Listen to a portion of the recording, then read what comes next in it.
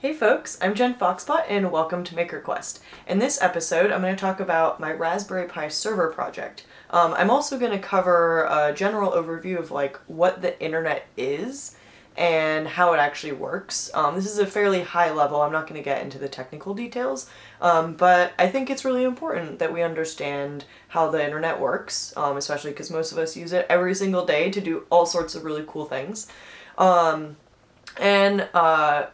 Understanding how stuff works means that we can fix things when it goes wrong. It means it gives us power to contribute, which is super awesome. And also, I think it's really important just to be curious about how things work, because you never know when it's going to come in handy. And also, when it comes to things like net neutrality, right? Like, why does that matter? Why is it important that we have net neutrality? And when we lose net neutrality, what does that mean for us?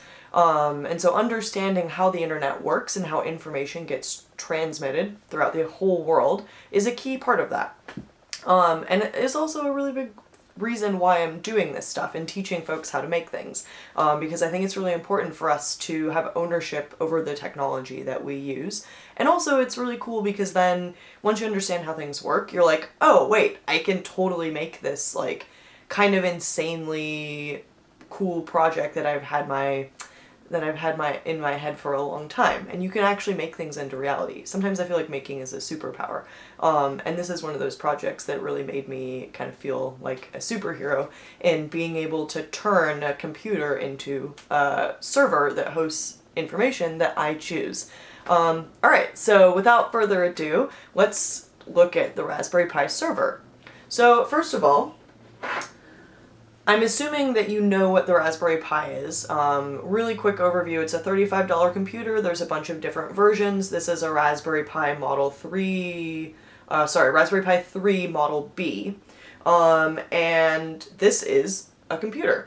Right now, all it is plugged into is a USB power source. So it has power, and then it has an SD card where it has the operating system, and that's also basically the hard drive. So this is a bare bones computer. You can program these GPIO pins, general purpose input and output pins, to control different hardware devices. So if you wanted, you could have your server also controlling stuff in your house, like lights and sensors and other cool things. But for now, I'm just going to talk about how you can turn this computer into a server. So first of all, what is a server? Well, basically, a server is just another name for a computer. And like this one, ta-da, it's not really connected to any external peripherals, and by that I mean a monitor, a keyboard, and a mouse. So how do you access this?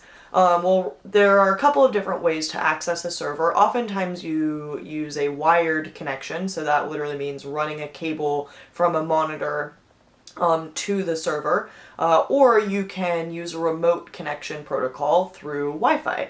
So that's how I'm accessing this little fella, is through Wi-Fi, which is super cool. So when you go onto the internet and you type in an address like www.google.com, or actually let's use Wikipedia because I love Wikipedia. So wikipedia.org, I think that's what it is, I should know. But anyway, so when you type in that address in the address bar, that is taking you... Oh no, I lost my computer. Anyway, so you type in the address in the address bar at the top of your internet browser, like Chrome, Internet Explorer, Firefox, or whatever you want to use. That address takes you to information that's hosted on a server somewhere in the world. And that information, especially with big websites, is going to be stored in multiple locations. So you might end up connecting to a server that's closest to you. Or maybe you'll just connect to the server that's open at the moment. There's less traffic or something like that. But there's a system of redundancy, which is good, because then it means if a server in one location goes down for a bug or whatever reason, then you can still access Wikipedia as long as you're connected to the internet. And so that's really what the internet is a series of connected servers. And what is making these connections? Well, actually, there's a ton of infrastructure around the entire world a ton of cables that are connecting various servers and computers together. There's a couple of different types of networks. One is a local area network, or a LAN for short, or LAN. And basically what that is that's a bunch of computers connected in a closed system, and it doesn't talk to the outside world. And then you also have a wide area network, or WAN, W-A-N, which is a series of connected networks across the globe. And that's usually done with cables because it is better and more efficient to transfer data with cables than through Wi-Fi, plus there's way less noise. And so what you have connecting different computers across the world are these insanely huge cable systems that run really, really deep in the ocean. So there's literally infrastructure in the ocean that allows us to have the internet, which is amazing. But there's lots of different ways to transfer information these days. Your smartphone uses radio signals to talk to satellites and cell phone towers, and that information gets transmitted to the end receiver. So yeah, I don't want to get too much in the technical details. If you're curious about this stuff, please feel free to ask questions. Or if there's enough people that are interested, I can make a few videos about networking and all that good stuff. So yeah, just let me know. I'm definitely always open for curious folks. Cool. So what does this actually mean for the Raspberry Pi? Why does it matter? Well, there's a couple of cool things that you can do when you turn your Raspberry Pi into a server. First thing is that you can use it as a backup system. So if you have a power outage or the internet goes down, which happens occasionally, you can use it to store files, photos, videos, text, information that you really need access to. And so I made a little website. It's pretty simple HTML website, and I got, basically this project is a mashup of a couple of different Adafruit tutorials. So I built this website off of one of those Adafruit tutorials, and that's linked in this build tutorial. And the build tutorial is on my website, foxbotindustries.com. It's linked to in the video description below as well. So anyway, so I made this little website, and so here you have 3 different sections. Helpful information, books, and videos. And so when you go to these different pages, you can access information that I've stored on the Raspberry Pi. So I'm going to go to helpful information. I click on the little photo of the bear reading a book in the woods because it's really cute. And here I have a survival guide. So when you click on that, it opens a PDF of a full survival guide. And then an HTML resource guide. So in case the internet goes down, you have a few things to keep you busy. Or who knows, I like to plan for A through double Z. And so it's nice to just have a backup of some information, say the power goes out, or if you live in Puerto Rico, you know this all too well. Maybe you need information to some like how do you set up a renewable energy system? You know, that's super crucial sometimes. So this is where you could store information from Wikipedia so that, you know, you don't get hit as hard if the power goes out for long periods of time. Also, what's really cool is a lot of NGOs are using the Raspberry Pi to set up a local network in areas that don't have access to the larger internet as a whole. But this way it gives them information that they might need, like on how to purify water and that sort of thing, how to build a natural house out of local materials or whatever. So folks can access information without needing the larger infrastructure of the internet. So that's super cool. Another really cool thing that you can do with your Raspberry Pi as a server is talk to your friends. So if you get one of these and you set it up, it has a range, it's not super big range, it has a range of like 80 to 100 feet, but if you have a neighbor, or like you live with friends, or maybe you have a sibling or a parent or whatever, whoever you live close to, if you want to talk to them, you can set up communication between 2 different servers. And it's a private communication channel. Only you and the other person can talk to each other, unless you connect it to the larger internet, which you also totally could. So yeah, so you can use this as backup,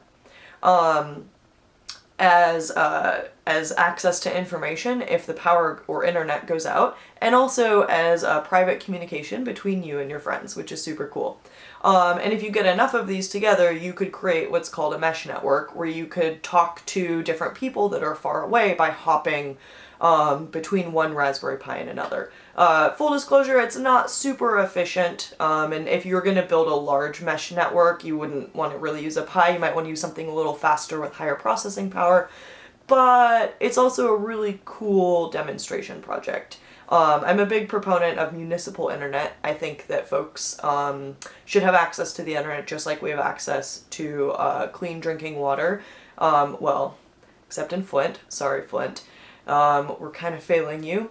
But ideally, that's why you have municipal utilities, is that it holds companies to certain standards and it prevents them from creating rate hikes unnecessarily.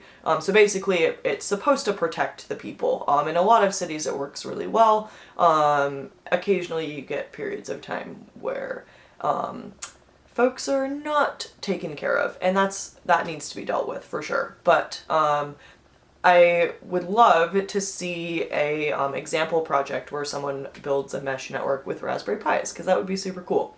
Anyway, so now I'm getting off on some tangents. So I'll wrap it up there. Like I said, the build tutorial for how to create a server with your Raspberry Pi is in the video description below.